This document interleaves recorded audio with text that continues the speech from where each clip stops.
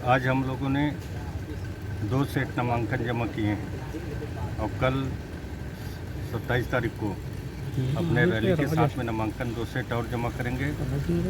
और कोरबा में बहुत बड़ा गंभीर समस्या है, जो राखड़ का बहुत बड़ा मुद्दा है। यहाँ पर बाईपास सड़कों का बहुत बड़ा मुद्दा है। आज बालको सड़क हो या कुसमुंदा सड़क हो, हमेशा जाम पड़ा रहता है।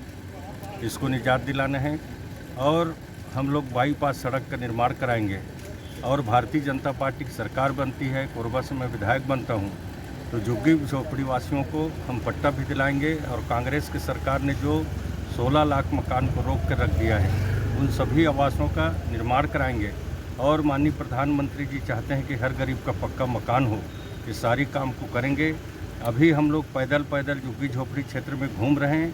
वहाँ का सड़क, चाहे मैं महापौर था या जोगेश भैया था, उसी समय का निर्माण दिखता है। बाकी कोई निर्माण नया काम नहीं हुआ है। मंत्री जी यहाँ भूमि पूजन किए हैं 2-2 साल से, और कोई काम प्रारंभ नहीं हुआ है। ये सारी बातों जनता के बीच में हम लेके जा रहे हैं। हम विधायक बनते हैं तो सारी सड़कों का जीर्णोद्धार करेंगे, सुधार करेंगे, ताकि झुग्गी झोपड़ी वासी हों या शहरवासी हों, उनको सर्व सुविधा युक्त मिल सके। शहर की गंदगी के आलम पड़ा हुआ है, वो गंदगी को दूर करेंगे और ताकि कोरबा शहर साफ सुथरा रह सके। आप शुरू से ही धन बल और जन बल की लड़ाई की बात कर रहे हैं, लेकिन आज जन बल भी घंटाघर में दिखा कांग्रेस प्रत्याशी के पक्ष में।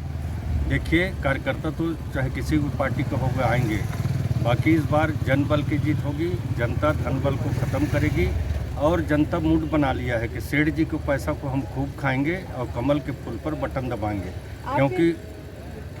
क्योंकि वो सब जानते हैं कि वो पैसा उनका गाढ़ी कमाई का पैसा नहीं है, भ्रष्टाचार का पैसा है। और इतना धन संपत्ति 15 साल में उनके पास बढ़ा है, अरबों खरबों का। ये संपत्ति कहाँ से आया है? मैं भी 15 साल तक सरकार के पद में था, हमारे पास एक भी संपत्ति नहीं बढ़ा।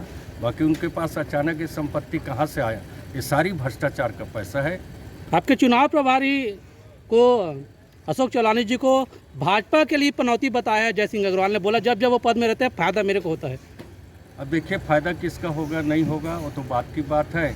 और मेरे साथ में पूरे भारतीय जनता पार्टी के सभी लोग जुड़े हुए हैं, चाहे हमारे जिलाध्यक्ष हो, चाहे महापौर जी, पूर्व महापौर जी हों, चाहे जितने भी वरिष्ठ नेतागण हैं, सब लोग भारतीय जनता पार्टी के पक्ष में काम कर रहे हैं। किसी तरह से कोई चुनौती नहीं है। इस बार कोरबा की जनता ने परिवर्तन की लहर बना चुकी है और निश्चित तौर पर इस बार भारतीय जनता पार्टी यहाँ से कोरबा विधानसभा से विजय हासिल करेगी।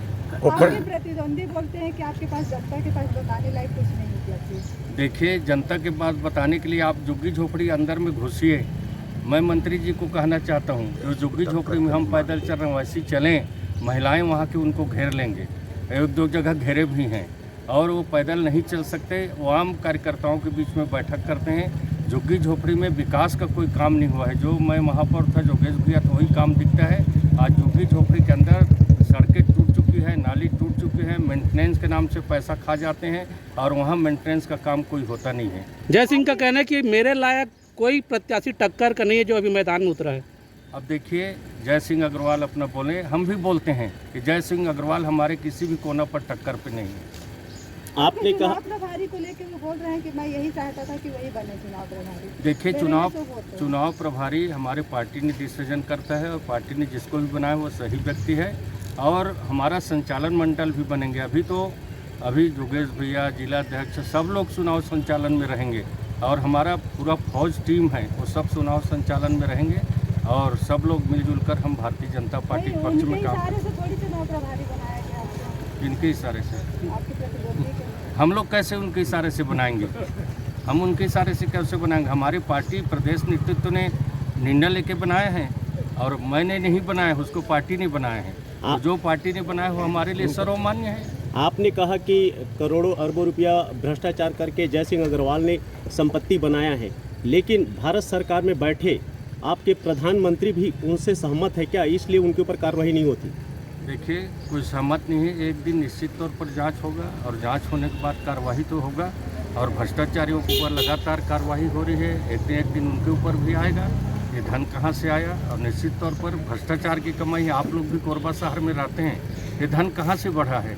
अचानक कोई भगवान के कुबेर महाराज उनके पास नहीं आ गए, बाकी भ्रष्टाचार का ही धन है। अगर किसी व्यक्ति के पास एक बैग धन बढ़ता है तो भ्रष्टाचार के हजारों एकड़ ज़मीन, अभी 8-10 एकड़ में उनका 200 करोड़ का बंगला बन रहा है, और भी कई यहाँ तक के सुनने में आता है कि ऑस्ट्रेलिया तक में उनका ज़मीन, ये पैसा सब कहाँ से आया है। अभी अपने नाम से 2 नंबर को पैसा नहीं खा पा रहे हैं तो एग्रीमेंट करके दूसरे के नाम से भी ज़मीन खरीद रहे हैं। सब पैसा भ्रष्टाचार का तो है। अगर उनका 1 नंबर कमाई है तो अपने नाम से ज़मीन को खरीदते, क्यों दूसरे के नाम से खरीदते हैं? आखिर बीजेपी के लोग शिकायत क्यों नहीं करते हैं प्रधानमंत्री के पास, अगर भ्रष्टाचार इतना हुआ है तो? देखिए, शिकायत करने का आवश्यकता नहीं है। शिकायत कई बार हुआ है, धरना प्रदर्शन भी हुआ है, और निश्चित तौर पर प्रधानमंत्री जी का जो बिजनेस टीम है वो खुद पता लगा लेता है और भ्रष्टाचारियों के पास पहुंचता है। भैया, आपने राखड़ की बात कही, आपके निवास स्थल के सामने जो है राखड़ का पूरा पहाड़ खड़ा किया जा रहा है जिसमें तो मिट्टी निकाला गया। कौन इस पे पटवा है? आपने अभी तक विरोध में क्या कहा, क्या किया? हमने कई बार विरोध किया है। अधिकारियों से बोलते हैं कि राजस्व मंत्री जी का निर्देश है, कोई सुनने वाला नहीं है। हमारा सरकार आएगा तो उसको हम ठीक करेंगे, हम विधायक बनेंगे तो ठीक करेंगे। मेरे गांव के आजू बाजू में जय सिंह अग्रवाल जी ने पूरा राखड़ पटवा दिया। ये सब कमीशन खोरी का खेल है। क्यों विरोध नहीं करते? राखड़ जब पड़ता है तो एक दिन जाके बोल दिए मैं राखड़ का विरोध करता हूँ, बाकी उनके साह पर ये सब काम हो रहा है। 2003 से लगातार कांग्रेस विधायक कोरबा को मिलते आ रहे हैं, इस बार क्या रिजल्ट रहने वाला है? इस बार भारतीय जनता पार्टी यहाँ से जीतेगी। आप लोग भी कोरबा में रहते हैं और जनता का रुझान कितना वोट जीतेगी? अब कितना वोट को तो अभी नहीं कह सकते, बाकी 20,000 ऊपर से हम लोग जीतने जा रहे हैं।